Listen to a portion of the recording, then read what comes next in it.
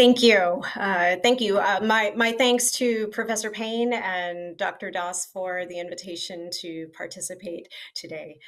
And also my thanks to Dr. Lynch as well for the shout out to my article. Thank you so much. And I thank you, Ms. Nishta, for including the link. Also, I see in the chat. Okay, I was asked to speak about smaller states in the Indian Ocean and how they interact with the larger powers in the Indian Ocean, both regional powers as well as extra-regional powers. And I'll share my personal research on the Indian Ocean, and we'll make 3 points. The first will be some discussion on methodology. The second, I'll present a framework to help us with our understanding of the region. And the third, I'll essentially flesh out the framework by providing some examples. So first, for some assumptions on methodology, I'm talking from Washington, so I'm bringing with me an outside observer's view of the Indian Ocean, and I'll speak to my research on smaller states. I think it's important where people are sitting, it's important to mention as a reference point. The second is a definitional point. What's a small state or a smaller state? And often this is a relational conversation, even in the context of considering objective metrics. For example, in a European context, a country with a population of millions of people, that may not or that may seem quite large and not necessarily small, but in the Indian Ocean, there are countries with several millions of people. Just in Sri Lanka alone, 20 plus million people. That's pretty large, but in the Indian Ocean, Sri Lanka is considered a smaller state. Even a country as large as Bangladesh, with such a large population, really in the top 10 of the world's population, it still can be considered a smaller state when you view its neighbor next door, just given how large India is and all of its various capabilities. So there are many smaller states in the Indian Ocean, and we can really conceive of them not only just as small states in international affairs, which is a growing subfield of the discipline, but relationally as smaller states, because they navigate strategic competition between large powers or major powers like the US, India, or China. And then third, it's important to note the diversity of smaller states. Even though there are some common threads that link smaller states as a grouping, they're still quite a diverse set of actors, no matter where they reside, and in this case, the Indian Ocean. Second, I'll present a framework. Now that we have some methodological assumptions on the table, it is useful to think about smaller states as a key grouping that warrant greater analytic attention. And I see a framework with 3 components that can help enhance our understanding of smaller states. First, they have a set of shared needs. And this is often in the context of non-traditional security challenges, such as regarding maritime security and economic development needs. Second, they have shared concerns. This is often seen in traditional security terms and navigating major power rivalries. And then third, they often have surprising strengths despite their smaller size and what we would expect of smaller states with lower capabilities. And then third, let's flesh out this framework with considering some examples. So in terms of needs, there are common capacity needs, such as regarding countries' maritime security services, and in particular, as they respond to non-traditional security issues. These are essentially challenges that go beyond state-based conceptions of security, such as illegal fishing, narcotics trafficking, and natural disasters. To address these threats, smaller states will often depend on large powers from both the region as well as extra-regional powers for assistance, such as training and exercises for their navies and coast guards, as well as equipment and platforms to advance regional maritime security. For example, in 2020, Mauritius faced the environmental disaster of an oil spill after a tanker ran aground. And it benefited from assistance from an array of international actors. From France and India, they deployed naval platforms, and Japan provided assistance as well.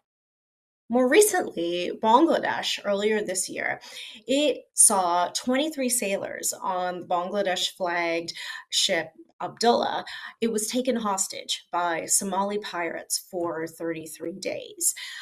Bangladesh had actually seen the hijacking of another merchant ship in 2010, and that crew was held hostage for 3 months. So that experience informed its more recent approach earlier this year, and the view that after the release of the crew and the ship, that this was actually a more successful handling of the incident. Moving on to shared concerns. Now, these are often in the realm of traditional security, where smaller states will express concerns about the misuse of their territory by large powers and will face challenges in their ability to craft independent foreign policies in the context of major power tensions, and they will experience pressure on themselves. For example, we saw Sri Lanka conduct frantic diplomacy in 2022 with both India and China after its decision to permit a visit by a Chinese ship to Hambantota port. And an idea that moved forward as a solution to the controversy is what has been called a standard operating procedure, or SOP, for future port calls by foreign research vessels and official military craft as a way to assuage concerns that were expressed by India and the US. And so this is an issue that we've already heard about this morning in our discussion, or this evening in our discussion. And this is an issue that will persist into the new year, especially under a new administration in Sri Lanka, with questions about whether the moratorium on research visits, whether that will continue under this new administration. In neighboring Maldives, we saw a new administration that was determined to evict all foreign military presence and really challenged Maldives' National Defense Force itself internally to build greater capacity in the conduct of its own security operations. India faced protests in Seychelles a few years back when legislators and the public were concerned about reports of a potential military base on Assumption Island. And then within the past decade, the United States faced controversy and eventual rejection by both Maldives and Sri Lanka of proposed military status of forces agreements, or SOFAs. And then Britain's sovereignty over the Chagos archipelago has been contested by Mauritius through successful efforts in legal and diplomatic institutions. And the Chagos, of course, houses the UK and US joint base on Diego Garcia.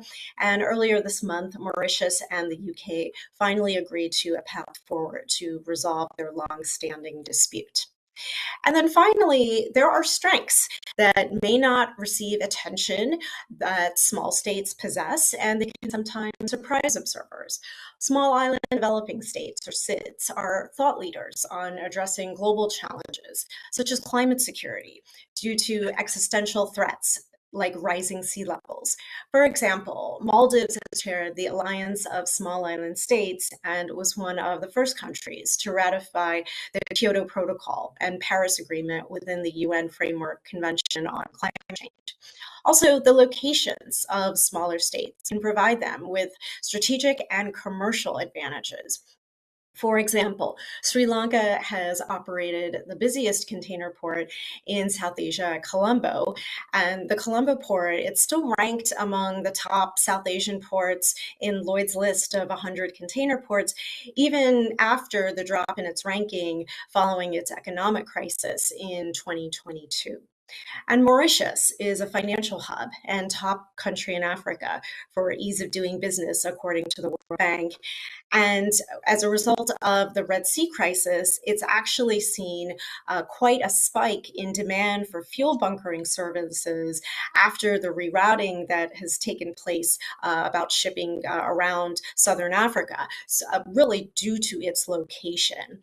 And just some numbers on this development, the International Bunker Industry Association found in the summer that demand for bunkers for most of last year was approximately 30,000 metric tons per month.